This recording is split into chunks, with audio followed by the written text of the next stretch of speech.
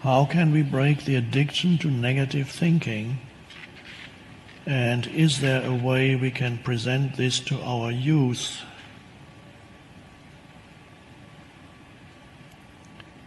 Well, negative thinking is many egos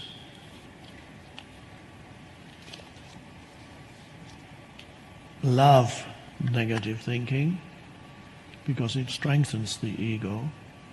The pain body also is often involved in it because the pain body can either feed on other people's reactions towards you, which the pain body tries to provoke when it needs to replenish itself, then it feeds on the drama, or it can feed, if there's nobody around, on your thoughts. Negative. Every negative thought it gets in, oh, my life is so fucked up, it's so, God, it's so how dreadful, can it get any worse? Or what these people, that are so, these dreadful, I just hate these people. God. Why is this stuff always happens to me, doesn't it? It's just bound to happen to me. Why can I never get things right? Why can they never get things right?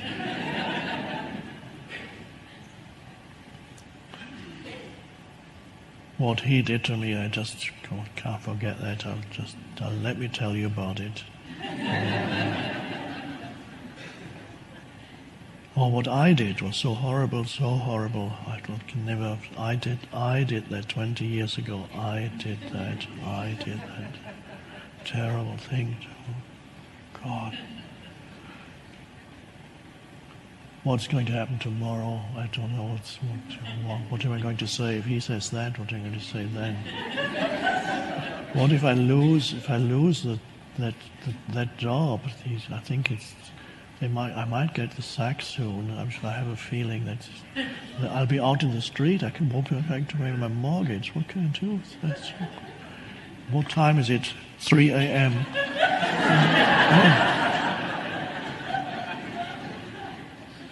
Oh God. Oh, and then there's that other thing. God. I don't think I can take any more of this. Okay. On one level, there is an addiction to that. There is something in you that does not want to let go of that type of thinking. So, in order to do anything about it, if I say now, mention what you can do about it, it presupposes at least a small degree of awareness while these thoughts happen.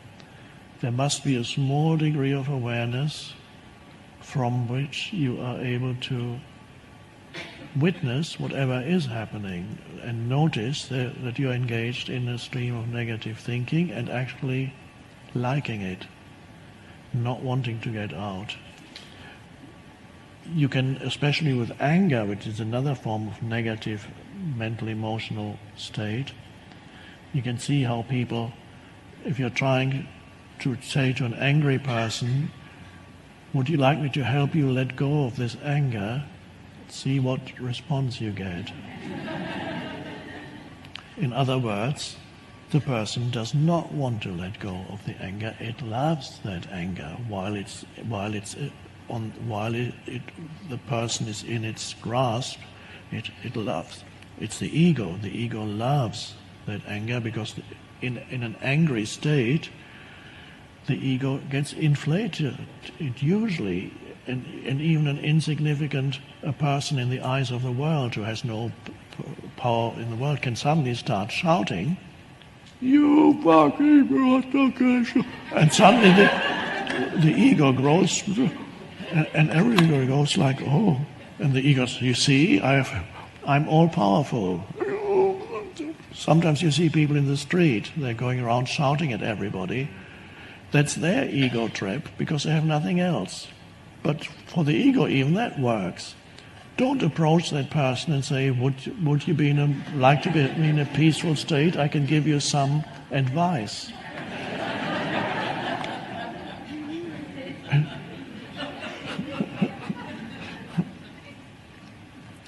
So if I say that what you do about it, it presupposes that you know what's happening to you at that moment, during that time.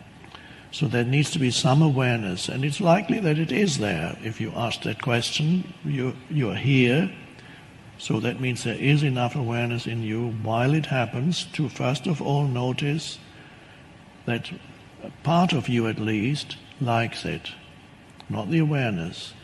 But if you're aware, you realize there's something in me that does not want to get out of it. That if it's been going on for years, even your sense of identity, or an important part of your sense of identity, is in that negative mental emotional state. Some people have it in the background almost all the time, but they are unaware of it. It becomes part of their identity. And these are people, if you're very sensitive, and sometimes you don't even need to be that sensitive, when you meet a person like that, you can sense in the background there is something waiting for the next thing to be angry about. Or, as somebody once said, a grievance looking for a cause. Now the internet is full of people like that. They love going on there. So the internet has given the ego a new way of expansion, and anybody can go in there and express, find a cause, and then express their grievance. So identity can be associated with that. If there's awareness, then you can notice while it happens that there's an enjoyment of that negative state. Then you can also be aware that the mind activity that's happening in you is futile and fulfills no useful purpose whatsoever. And then you go, well, these thoughts, isn't that interesting? What is the purpose of these thoughts? Does it change the world? Do they change the world? Change anything? Or do they just drag me into this hole more deeply? That there is an unconscious belief in the mind also. If I complain enough about something, even if it's only mentally, but especially out aloud, if I complain enough, it's going to change eventually. That somehow it works. If I just show how unhappy I am, then God or the universe or somebody is going to do something about it. So many adults believe what little children sometimes find: when they become really unhappy and start screaming, then they get attention by their parents. They, what's wrong? Before they didn't get any attention, but when they go, I want this, and the mother or father comes, what's wrong? I want this. No, you can't have it. I want this. No. Okay, here it is. And now they've learned a very important lesson, their mind, and that lesson is unhappiness works. And if that is repeated many times in childhood, the adult still has that unconscious belief in their mind, and so they periodically enter states of unhappiness in the unconscious belief that things are going to change if I'm really unhappy. Now, it might work while you're a little child, because your parents can't stand the screaming anymore, so they give you what you want. Some adults never figure out that unhappy states do not work when they're adults, and they continue to practice what they learned as little children for the rest of their lives, never realizing that it doesn't work.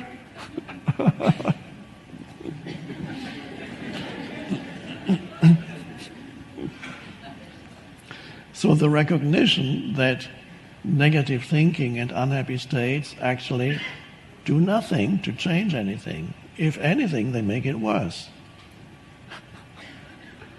So if there's enough awareness and you can suddenly look at that, and then you can ask yourself from the deeper perspective of awareness, do I want to continue to think these thoughts? Is that helpful or good? Do I really want that? What is it doing? What would it be? How would I experience this situation without it? So you can, as awareness comes in, choice comes in. And then there are moments when you may be able to step out and just be present, and the negative mental emotional stream subsides, but it's not gone yet, because you don't get rid of it that easily. A few moments later, another thought comes into your head, and immediately a new train of negative thinking starts. And you can feel the pull of it. It can be very, very strong, especially if it's been in your life for a long time. You feel the pull of negative thinking. Come this way. This is so familiar. This is where you belong. This is who you are. And then you need awareness. So you can't fight the negative states, because that's another negative state. But you can be aware and see its futility, and ultimately see also how that you are addicted to it. But when you see it, you're not completely addicted anymore. You're only completely addicted when you don't see it. When you see it, you are the awareness.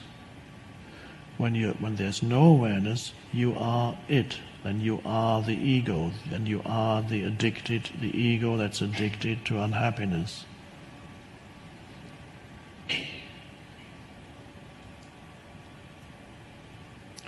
So it's important, by the way, as I just mentioned, little children, if you have a small child, to give attention to the child, not wait for the child to go into a screaming state or some other negative tantrum, and then give the child attention, but give the child attention at normal times.